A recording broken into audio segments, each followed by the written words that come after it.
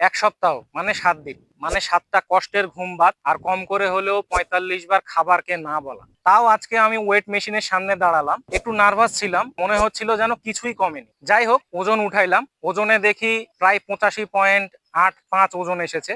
আপনারা যদি আমার আগের ভিডিও দেখে থাকেন তাহলে দেখবেন আমার ওজন ছিল 87.75। তো সেখান থেকে ক্যালকুলেট করে দেখলাম প্রায় 2 কেজির মতো কমেছে। একটা গবেষণায় দেখেছিলাম প্রথম মাসেই যারা 2 কেজি বা তার বেশি ওজন কমাতে পারে তাদের মধ্যে 75% মানুষই পরের মাসে তা ধরে রাখতে পারে। আসলে প্রথম মাসটাই হচ্ছে মোটিভেশনের মাস। আর এই 7 দিনের মধ্যে শুধু ওজন না, আরো কিছু জিনিস পেয়েছি। ঘুম একটু ভালো হয়েছে, হাঁটার সময় কম হাঁপাই, সকালে উঠে অনেক ফ্রেশ লাগে, আর সবচেয়ে বড় কথাটা হচ্ছে নিজের উপর কনফিডেন্স আসতেছে। হ্যাঁ, আমার পেট এখনো আছে, জামা এখনো টাইট, কিন্তু আমার মন বলতেছে এভাবেই চালায় যা, রেজাল্ট একদিন আসবেই। শরীর বুঝতেছে এই ছেলে এবার সিরিয়াস, আর আমি বুঝতেছি কষ্ট করলেই ফল আসবে, একটু সময় দিতে হবে। আর এই 7 দিনে আমি বিশ্বাস করতে শুরু করলাম যে হ্যাঁ আমি পারবো, আমার মধ্যে কনফিডেন্স আসতেছে। আজকের দিন শেষ, কাল আবার দেখা হবে, এই যুদ্ধ চলবেই।